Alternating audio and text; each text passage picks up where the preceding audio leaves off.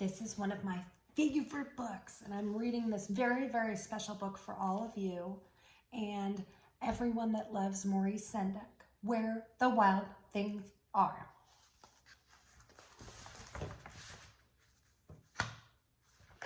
Such a special book, you have no idea. I want you to see the illustrations because they're absolutely spectacular. And there's Max. We're going to learn all about Max in a minute. Okay, I want you to see something. This page has no illustrations. That means no pictures. And this page has no words and only illustrations. I'll show you both.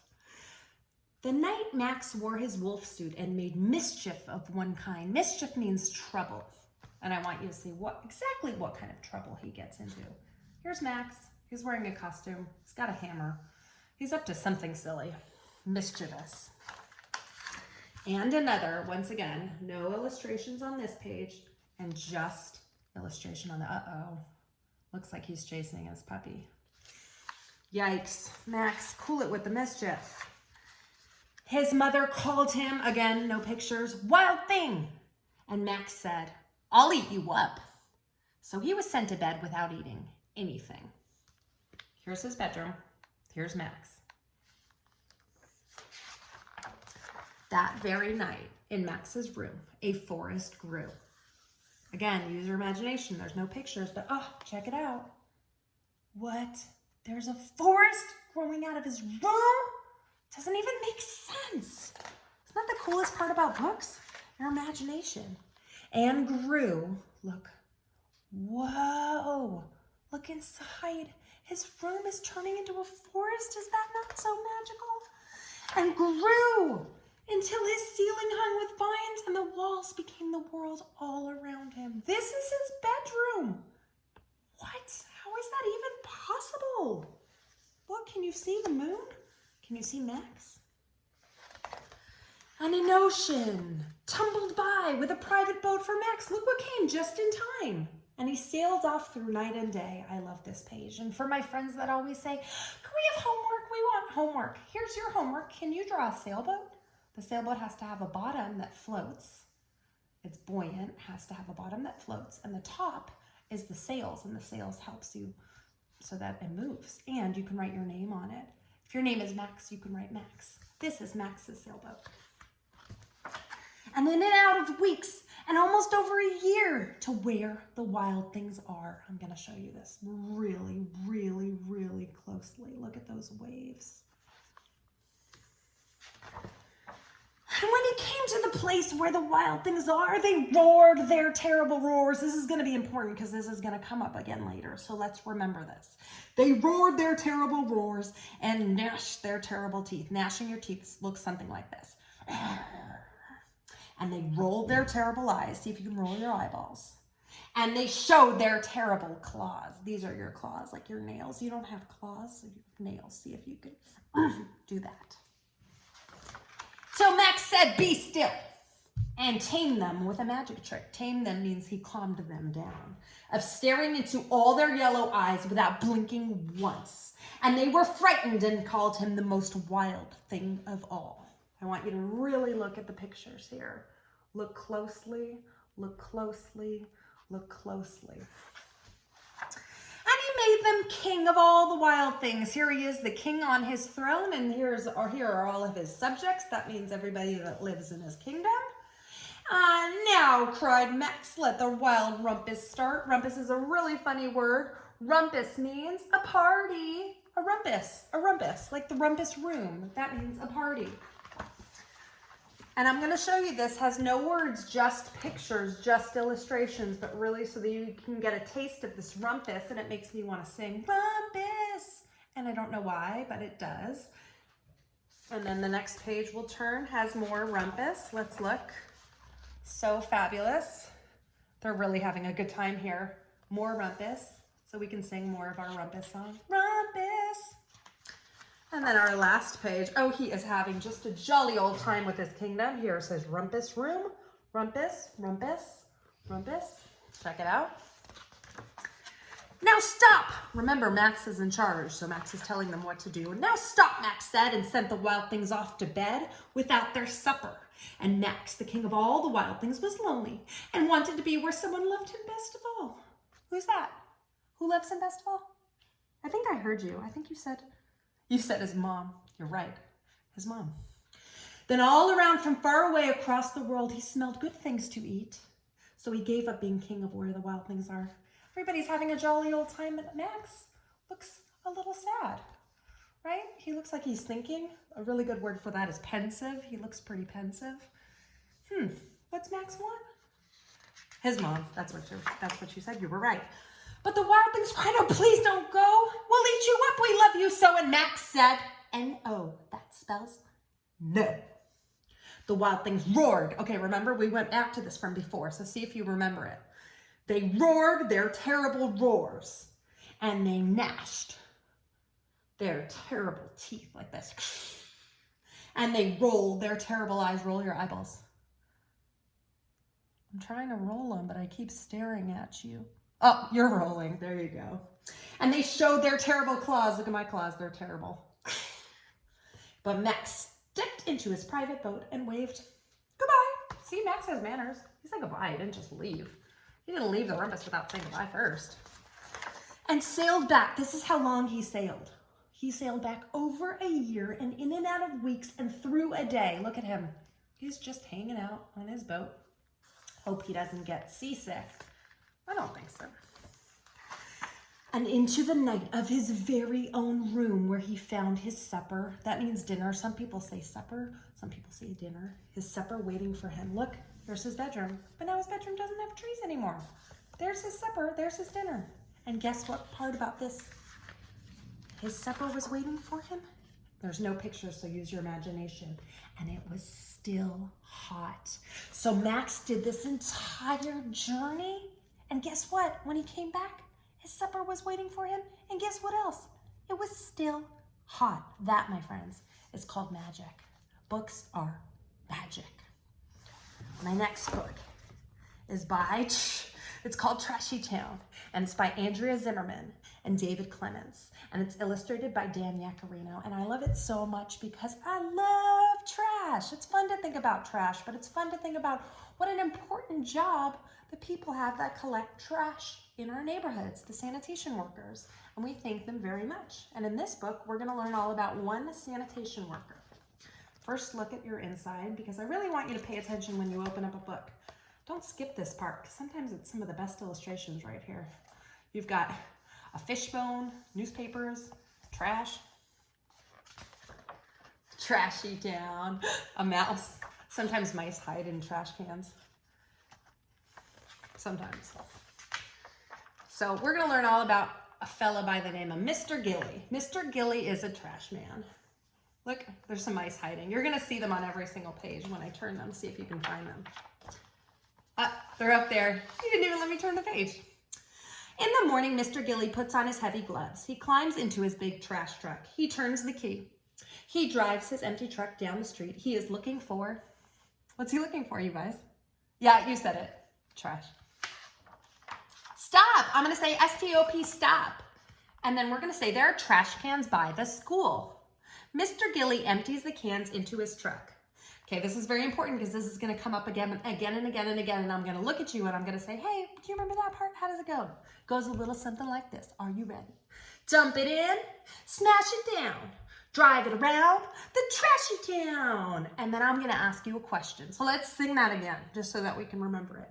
Dump it in, smash it down, drive around the trashy town. Dump it in, smash it down, drive around the trashy town. Is the trash truck full yet? And oh, no.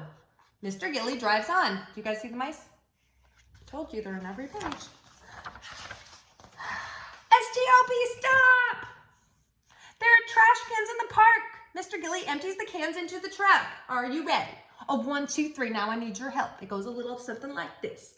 Dump it in, smash it down, drive around the trashy town. And then I ask you a question. Is the trash truck full yet? And you say, no.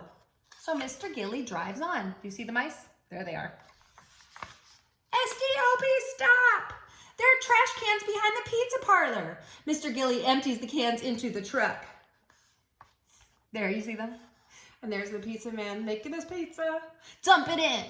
Smash it down. Drive around the trashy town. Is the trash truck full yet? No and oh. Mr. Gilly drives on.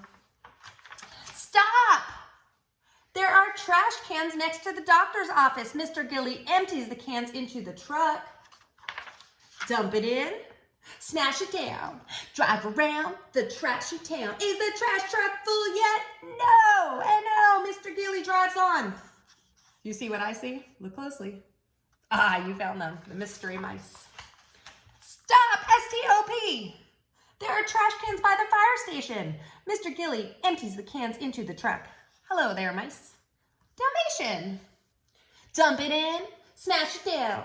Drive around the trashy town. Is the trash truck full yet? And oh no! Mr. Gilly drives down all the streets in Trashy Town. He empties all the trash cans into the truck. Okay, I want you to see if you can see what I see, which is that Mr. Gilly is juggling trash cans. That is really bananas. Oh, here's our mystery mice. One of them was hiding behind my thumb. Dump it in. Come on, I want to hear you. There you go. Dump it in. Smash it down. Drive around the trashy town. Is the trash truck full yet? Are you ready? You thought I was going to say no, but I didn't. I said Y-E-S. Yes. It's exclamation mark, all caps, so we scream it. Yes! Mr. Gilly has cleaned up the whole town. Look, he's so tired. He's like, woo, that's a lot of work. Mr. Gilly drives the full trash truck to the dump. Up, up, up goes the truck. Down, down, down goes the trash. 1, 2, there's my mice. I dumped it in. It's a little different this time around. Let's see if you can hear the difference. I dumped it in. I smashed it down. I love to clean up Trashy Town.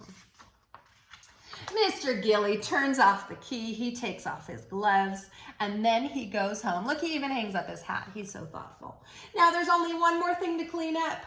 Hey, do you know what it is? Do you know what the last thing is to clean up? I'm going to turn the page, but before I turn the page, I'm going to see if you guys can guess what the last thing is that he's going to have to clean up. Yeah, you're right, himself. How is he going to clean himself? With a nice big bubble bath. Time for a bath, Mr. Gilly. And look, the mice. Maybe the mice need to take a bath too. Maybe they will take a bath after Mr. Gilly takes a bath. That is so funny. And this is homework assignment number 2. If you want a homework assignment, it's totally optional. That means it's your choice. But I want to see if you can draw a trash can. Look something like this. And what would you put in your trash can? Would you put in fish bones? Would you put in a newspaper? Newspaper goes in recycling. Hey, that's a different kind of trash can. So let's stick with things that go in the trash can, like fish bones. Thank you, friends. Thank you so much for that. I loved Trashy Town. I want to show you guys something else, which is really special to me. Her name is Jenny Lawson, and she loves to doodle. And she doodled this whole page that you can then color in. But I wanted to see if you, my friends, can try to draw your own doodles and color it in for someone else in your house. Like, here's some circles that she turns into these different kind of balls that look like yarn and mazes and starfish, and she goes and goes and goes and goes, and there are so many, and she keeps adding circles and adding and adding and adding and adding and adding, and I wanted to know if you can try to do that by yourselves. See what that would look like. And then the very last thing I'm going to read before it's time for us to say goodbye is called, this is from a really, really special book that I highly recommend, A Velocity of Being, Letters to a Young Reader, edited by Maria Popova and Claudia Bedrick. Maria Popova she is brilliant, and if you don't know about her, ask your parents to look her up, because she is just so interesting and smart. And she collected all of these beautiful things and all of these beautiful stories about how important it is to read. And I'm going to read this one to you, and there's a picture, an illustration here. And the story is by Terry Teachout, who is an author, and the illustration is by Kennard Pack. And I want you to read it and think about in your brain, what the illustration would look like if you were drawing it. Dear friend, once upon a time, there was an ordinary little girl named Miranda who lived in an ordinary house in an ordinary town. One day she looked in the mirror and said, I'm tired of everything. I'm tired of me and I hate being ordinary. A voice behind her said, then open me. Miranda turned around and saw a book on her desk. Did you say something? She asked the book politely. I said, open me. So Miranda opened the book and started reading a story about a sailor and a ship's captain and a whale. And it was so interesting that she read for a whole hour, which is a really long time. Then the book said, close your eyes, turn around and look in the mirror again. So Miranda turned around and looked in the mirror with her eyes shut tight like that. And she saw a creature with 3 heads. Homework assignment number 3, we're pressing pause here. See if you can draw it because there is no illustration of this, what I'm about to tell you right here from Terry Teachout. She saw a creature with 3 heads, the head of a sailor, the head of the ship's captain, and the head of the whale. Can you see if you can draw that? Or can you use that? Imagine that in your brain. Oh my, she cried. What has happened to me? How strange and wonderful I am. Now open your eyes, the book said. So Miranda opened her eyes and she saw herself again. Only she no longer looked ordinary. She looked strange and wonderful too. You see, the book said, we are all strange and wonderful. And whenever you doubt it, just open a book. You will become somebody else and that somebody else will be a part of you forevermore. I understand, said Miranda. Then she opened the book and started reading again. Sincerely yours, Terry Teachout. So I want you to understand how much fun reading is. And you can open any book that you want. And inside that book is a new adventure.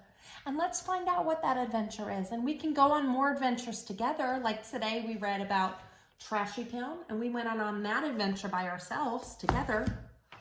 And then we also went on an adventure to where the wild things are. And then we also thought about Jenny Lawson's adventure through your brain. And you can make all of these really, really fantastic things. Where is your adventure going to take you? I want to know. And share it with me. So I'll see you all very soon. Hang in there and let's do more stories later. Bye for now.